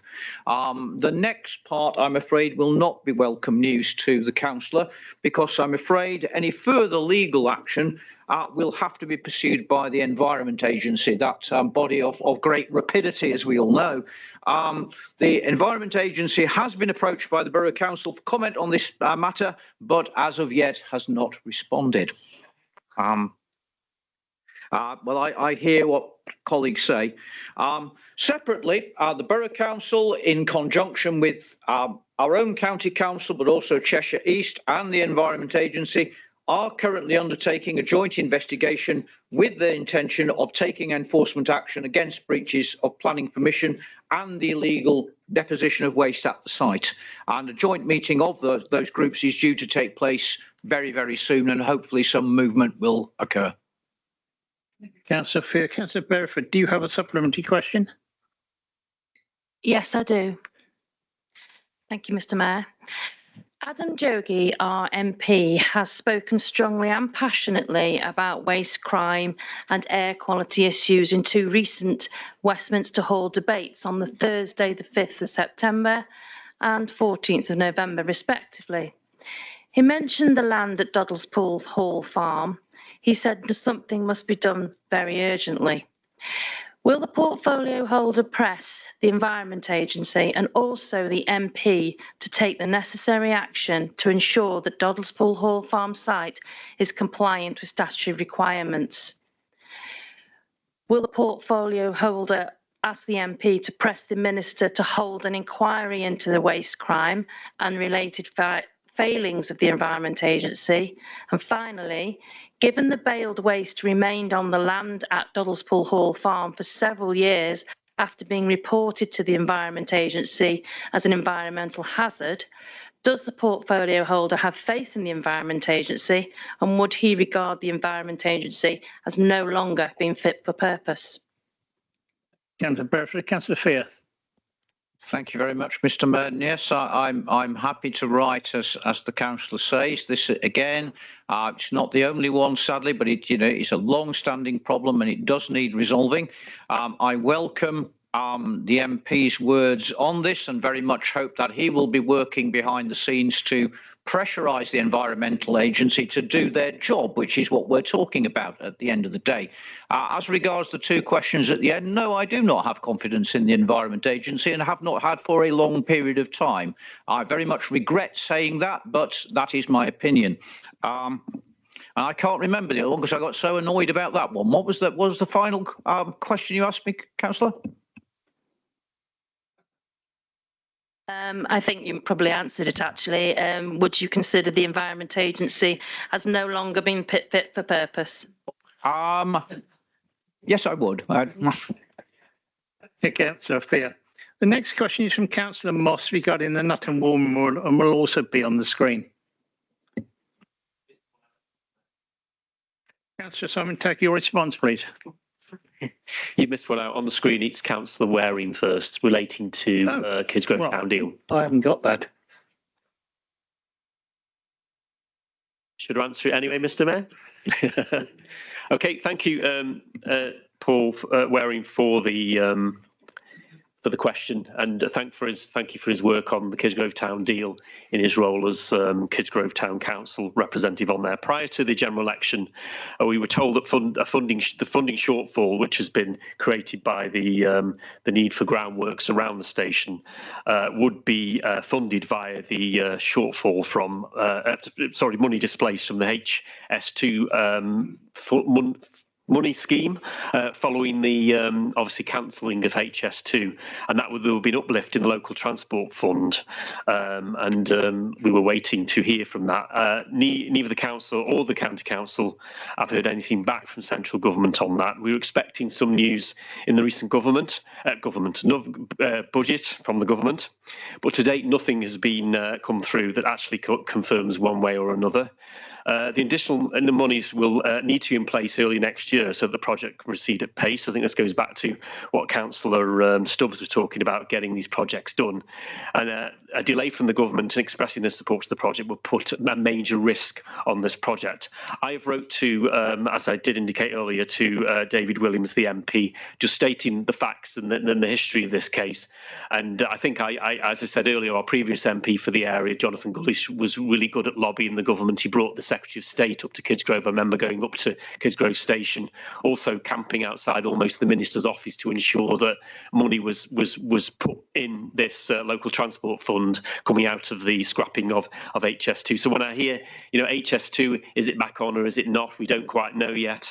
There are moves to try and reinstate some sort of line between Birmingham and Manchester. Whether that would have public money or not is another question. But I think, obviously, I wrote to David Williams on the 7th of November. I haven't had a response yet, so I assume he's working on it. But I think the MP has a crucial role to be that link between the town deal and the government. And I hope that, obviously, MP David Williams plays that like his predecessor did. Thank you, Councillor Tagg. Councillor Waring, and a supplementary, and I do apologise, I haven't got your question on the list. No, Mr. Mayor, there's no supplementary to that. Thank you. Yeah, Councillor Waring. The next one is from Councillor Moss regarding the Nutton War Memorial and should be on the screen.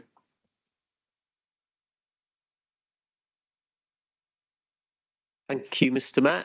Yes. Tag, sorry. Yeah. Thank you for the question, Councillor Moss. I think on this one, I think the change of land ownership over the last couple of years, I believe the land was NHS land to do with the clinic in Nutton. It came over to the council as part of the purchases as part of the town deal.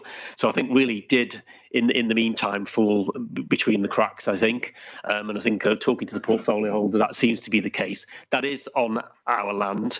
I think it's quite right that in future the Borough Council looks after that. Well done to the fire service and firefighters and community that have brought it back to its state. I did drive past there recently and saw it. It looks amazing. So we must now keep it in that good condition, and I can assure that the council staff will put it on the rota to be looked after. On a wider point, we've had a number of inquiries. I've had, which I think Councillor Gorton will be able to chat to Councillor Gordon about this a few months ago, is the maintenance of Woolstanton Memorial as well. We were talking earlier about the memorial and cenotaph in the town as well, which of course is a credit to the borough. And I think what I've been talking to the chief executive about is using civic pride. We were just talking about that. One of the main points of civic pride, I think, is honouring, our dead from wars, etc. in the past. And I think we need to work with community groups. And we're looking. There are funding streams that can be tapped into, and I think also we can look at using, our staff to help as well. But I don't think we can. And there's not a statutory requirement to take on war memorials, but I think we can certainly work with the community to ensure that they are a credit, particularly next year as we reach that significant point, which is the 80 years since VE Day, which I think will be a big celebration, commemoration, and a celebration of the end of that awful war. And let's hope we're not into any wars before then, the way you look at the international situation at the moment, that we must obviously celebrate the peace that came about in 1945, but also commemorate the dead. And I think using the war memorials across the, whether they're in Woolstanton, Porthill, Audley, Madeley, all over Kidsgrove, etc., they are assets to our community. We must work with the community to ensure they are kept in a good condition so that the commemorations can take place. Thank you. So, Councillor Moss, is there a supplementary question? Yes, excuse me. Yes, Mr. Mayor, there is. But before I ask that question, I'd just like to state for a matter of record that myself and a resident, Mr. Ian Egan, actually cleaned up that site for 5 hours on the 7th of November.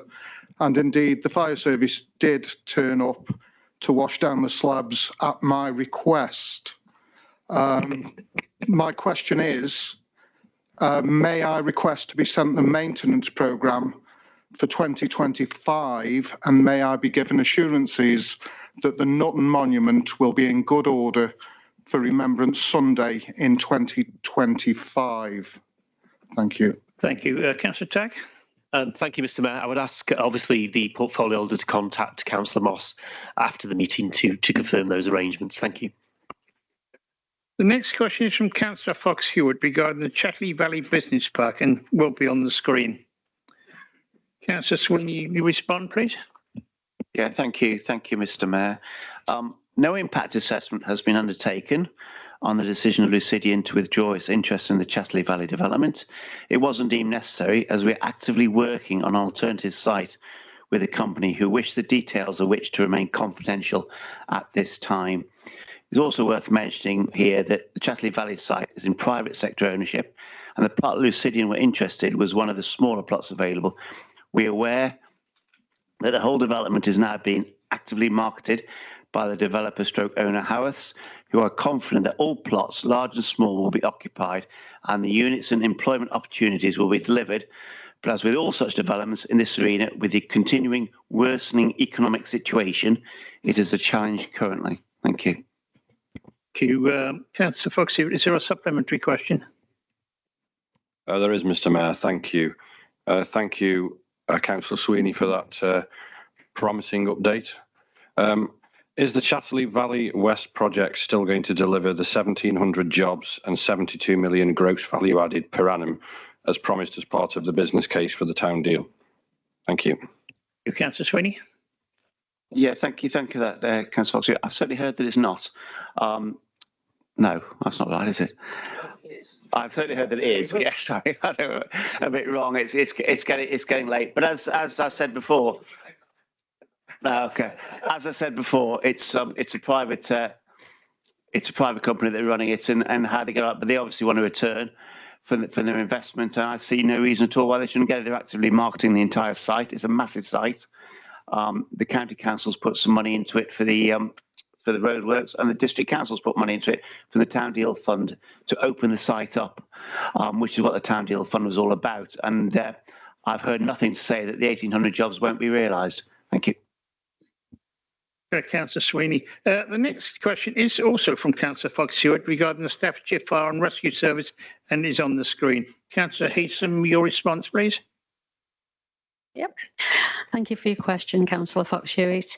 My response is fairly simple, and that is to note that Staffordshire Fire and Rescue Service has the operational responsibility for crewing arrangements, including for this trial. They will continue to keep partner agencies advised of the findings of the trial ahead of a decision at the end of the year.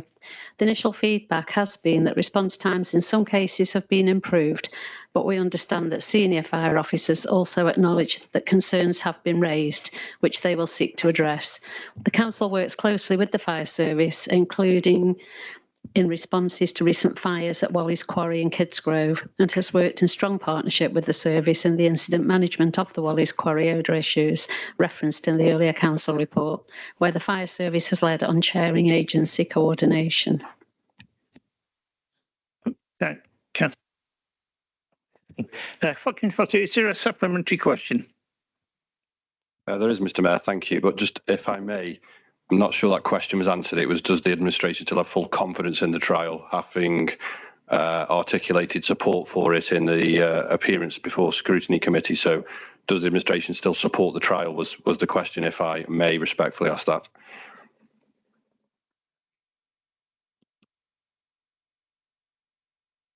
Not working? All right, it's working now. Yeah, again, the Fire and Rescue Service has the operational responsibility, but as they're aware of these issues and looking into them, I am reassured that they will continue to work within their safety guidelines. I hope that's okay, because they will give an update to the scrutiny committee, and I think they're due to come back again next year. Okay. Chair, Councillor Heatham. Should we move on to item 12? I've still got the supplementary, Chair. Do you want to? That was a clarification on the first question. Thank you. The supplementary question is, can the portfolio holder update council as to whether the Newcastle and Kidsgrove fire stations are still operating under that trial, given that they service and represent the safety of our residents? Thank you. Thank you for that. Unfortunately, I can't give you that answer at this time, but I will get back to you with the answer. Thank you. Okay, item 12 is receipt of petitions. I have not been made aware of any to be handed in this evening. Items 13 and 14 regard urgent business and confidential business. I have no urgent or confidential business that needs to be considered this evening. As this is the last full council meeting of this calendar year, I would like to extend my best wish to you and all of your families for a happy Christmas and a prosperous and peaceful new year. Therefore concludes the business for this meeting, and therefore I declare this meeting closed.